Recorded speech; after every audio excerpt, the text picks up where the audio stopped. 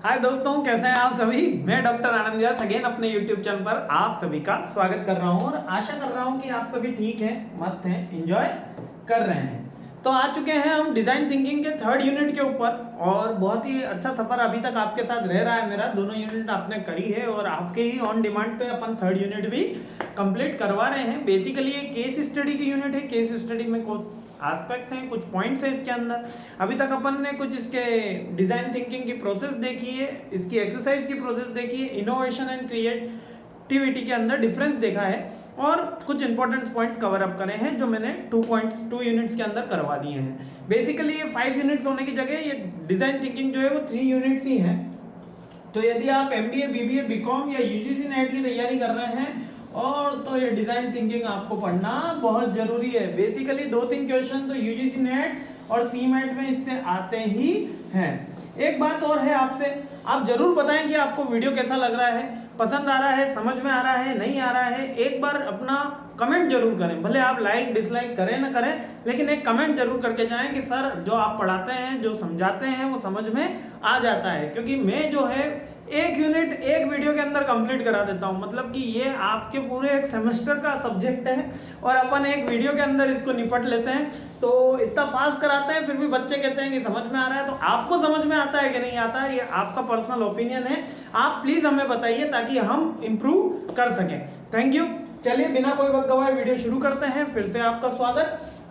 Design thinking in the various sector. तो यहाँ पर आपको डिजाइन थिंकिंग का मतलब पता है। मैंने आपको इस तरीके के 2-4 प्रोटोटाइप बताए थे, ठीक है, कि आपको किस तरीके की अपनी डिजाइन रखनी है, क्या उसके अंदर होना चाहिए, नहीं होना चाहिए, कैसा आपका प्रोडक्ट होगा। ये डिजाइन थिंकिंग है।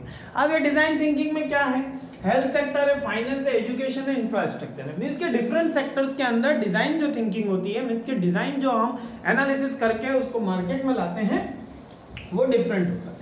लेकिन बेसिकली जो केस स्टडी का पॉइंट है वो क्या है, design thinking is approach, a method of problem solving that focus on a human behaviour and needs. हमेशा याद रखना, केस स्टडी पॉजिटिव मैनर में सॉल्व करनी है, human behaviour and the need. Health sector में भैया क्या चाहिए आपको, हेल्थ सेक्टर का कोई होगा उसको क्या चाहिए। जैसे कि अभी कोरोना काल था तो उसमें हेल्थ सेक्टर की डिजाइन थिंकिंग की बहुत निकली। जैसे कि वेंटिलेटर के ऊपर लाखों का खर्चा हो जाता है, कुछ के अंदर गवर्नमेंट में फ्री किया गया था। लेकिन एक मैंने देखा कि यूपी के एक बच्चे ने 250 रुपए के अंदर वेंटिलेटर बनाया। मींस कि वही वो फंक्शन करता था जो लाखों की मशीन करती थी, ताकि वेंटिलेटर की समस्या से निपटा जा सके। उसने उस समय उसमें एक डिजाइन बनाया जो उसने अप्रूवल भी कराया था गवर्नमेंट में, आपने न्यूज में सुना होगा। लेकिन तो क्या है, हेल्थ सेक्टर के रिलेटेड डिजाइन थिंकिंग के हम कुछ ऐसा एंड यूजर प्रोडक्ट बनाए जो ह्यूमन की नीड सेटिस्फाई करे। अब हेल्थ सेक्टर में ह्यूमन की नीड क्या है कि सस्ता इलाज मिले, सबको अच्छा इलाज मिले।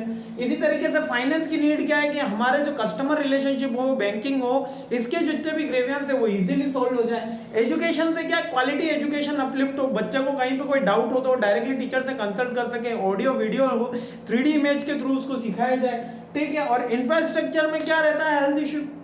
इंफ्रास्ट्रक्चर में डिजाइन थिंकिंग ऐसी रहती है कि वो इको फ्रेंडली हो, इको फ्रेंडली होने के साथ उसमें जो इलेक्ट्रिसिटी का कंजप्शन है वो कम हो। तो ये सारे के सारे उसके अंदर प्रॉब्लम्स रहती है। उसके थ्रू जब हम एनालिसिस करते हैं तो वो डिजाइन थिंकिंग के इस पॉइंट ऑफ व्यू में आता है। आई होप आपको क्लियर हो गया होगा कि सबका मूल सार जो है वो क्या है, ह्यूमन का बिहेवियर और ह्यूमन की नीड्स को सेटिस्फाई करना। आइए सबसे पहले देखते हैं रिटेल के अंदर। अब ये रिटेल क्या है, ये खुदरा व्यापार है। खुदरा व्यापार क्या होता है सर, जो रिटेल में मतलब फुटकर जो आप किराने की दुकान हो गई, छोटे छोटे जो दुकानें हो गई, उसमें मेडिकल स्टोर भी आ गया आपका, लेकिन ये रिटेल सेक्टर। अब रिटेल सेक्टर में डिजाइन थिंकिंग, डिजाइन कैसी होनी चाहिए, इधर कस्टमर सेंट्रिक अप्रोच होती है। कैसी, कस्टमर सेंट्रिक अप्रोच होती है। अभी तक इकोनॉमिक्स के अंदर आपने देखा, शायद आप तो एमबीए के स्टूडेंट हैं, अगर मैनेजर इकोनॉमिक्स में आपने देखा होगा ओलिगोपॉली, डिओपॉली, मोनोपॉली, है ना, तो उसमें कस्टमर सेंटर बनाया जाता है। जो डिओपॉली होता है उसमें कस्टमर सेंटर अप्रोच की जाती है, यानी कि जो आपका रिटेल का सेक्टर कैसा होना चाहिए, कस्टमर सेंटर होना चाहिए। And what do customer really want, कि कस्टमर को आखिर में चाहिए क्या। और the most important question every retailer must ask to be able the answer whether is large company और small company convenience store at the corner, ठीक है। मींस के आप इस तरीके से प्रोडक्ट बनाएंगे। अभी केवल यहाँ पर बेसिक पॉइंट ही देखने अपन को, जो डिटेल है वो इसके लेटर ऑन और धीरे धीरे समझ में आ जाएगी। पहले मैं बेसिक इसके डिफरेंस कर रहा हूँ कि अगर रिटेल में केस स्टडी आ जाए कि एफएमसीजी, रिटेल का मतलब क्या है, एफएमसीजी। एफएमसीजी क्या होता है सर? एफएमसीजी का मतलब होता है फास्ट मूविंग कंज्यूमर गुड्स, यानी कि किराने का सामान। अब इसके अंदर आपके पास केस स्टडी आ जाए तो कस्टमर सेंट्रिक होनी चाहिए, यानी कि वो कस्टमर को आपको केस में से निकाल लेना है और उसके प्रॉफिट की बात करनी है, इतना हमको याद रखना है। उसके कन्वीनियंस की बात करनी है, उसके ग्रोथ की बात करनी है। क्यों? क्योंकि customer is the king of the current market. तो कस्टमर को क्या माना गया है? किंग माना गया है। आई होप आपको क्लियर हो गया है। रिटेल की केस स्टडी आएगी तो कैसे सॉल्व करना है। इसके बाद अगर अपने पास बैंकिंग की केस स्टडी आ जाती है, design thinking is banking, bank come with the in house app that cater the need of the customer। यहाँ भी कस्टमर की नीड है, लेकिन आपको अगर बैंकिंग की आ जाएगी तो आपको एम्फेसिस किसके ऊपर करना है? एप्लीकेशन के ऊपर। अब सर एप्लीकेशन के ऊपर, एप्लीकेशन भी दे रखी है तो सर किसके ऊपर करें? इसको आपको डिजिटलाइजेशन के ऊपर करना है, डिजिटलाइजेशन। यानी कि आपको कस्टमर जब बैंकिंग सेक्टर में आएगा तो यहाँ उसको डिजिटलाइजेशन करना, इन हाउस ट्रेनिंग देना। जैसे कि आज मुझे एफडी आरडी करानी है तो बैंक जाने की जरूरत नहीं होती। मेरी आईडीबीआई बैंक ने ऐसी सुविधा दे रखी है कि उसी पे उसकी एप्लीकेशन के थ्रू ही मैं एफडी आरडी कर सकता हूं। मतलब आजकल तो हर बैंक की सुविधा है, एसबीआई की है, पीएनबी की है, सारी बैंकों ने अपनी एप्लीकेशन बना रखी है, उन पे एफडी आरडी की सुविधा कर रखी है। तो इसी तरीके से इन हाउस और एप्लीकेशन फोकस करना है जिससे कस्टमर वेलफेयर हो सके। क्या? कस्टमर वेलफेयर हो सके। यानी रिटेल में हमने देखा था कस्टमर कन्वीनियंस की बात हुई थी, यहाँ पर डिजिटलाइजेशन की बात हुई। दोनों सेक्टर के केस स्टडी का पहले आपको मीनिंग एक्सट्रैक्ट करना है कि ये केस स्टडी किस बारे में, उसके बाद उसके आंसर की मीनिंग क्लियर हो रही है। थर्ड अपन देखते हैं case study in management decision. अब ये क्या? ये मैनेजमेंट डिसीजन, ये है हमारी जनरल केस स्टडी, यानी कि सामान्य तौर पर ये पाई जाने वाली केस स्टडी को मैनेजमेंट से आती है, वो होती है जनरल स्टडी। मींस के इसके अंदर सेक्टर डिफाइन नहीं है। It can be described as a discipline that use of designer sensibility and the method of match people needs with what is technology feasible and what is viable business strategy can convert the customer value and the market opportunity। अब यहाँ पर अपन को कुछ बातें याद रखनी है। क्या याद रखनी है? बातें ये याद रखनी है कि कस्टमर की वैल्यू इंक्रीज होनी चाहिए, कस्टमर की वैल्यू इंक्रीज होनी चाहिए, उसके साथ मार्केट में ग्रोथ होनी चाहिए। किसकी? कंपनी की।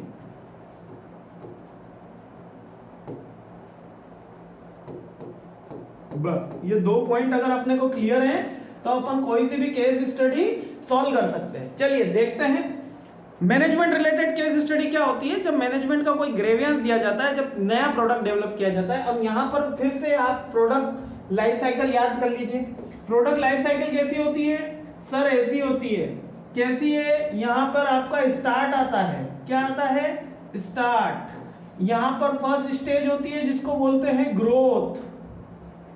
क्या बोलते हैं? ग्रोथ। इसको बोलते हैं सैचुरेशन। क्या बोलते हैं? सैचुरेशन। इसको बोलते हैं डिक्लाइन। क्या बोलते हैं? डिक्लाइन। और यहां पर आपका आ जाता है एंड। यह है प्रोडक्ट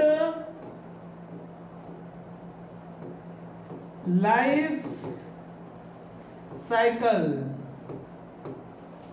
अब ये प्रोडक्ट लाइफ साइकिल क्या है? यानी कोई भी प्रोडक्ट स्टार्ट होता है, उसकी ग्रोथ होती है, उसका सैचुरेशन आता है यानी maximum profit with maximum market share, फिर उसका डिक्लाइन आता है और फिर वो चला जाता है हमारे एंड पे।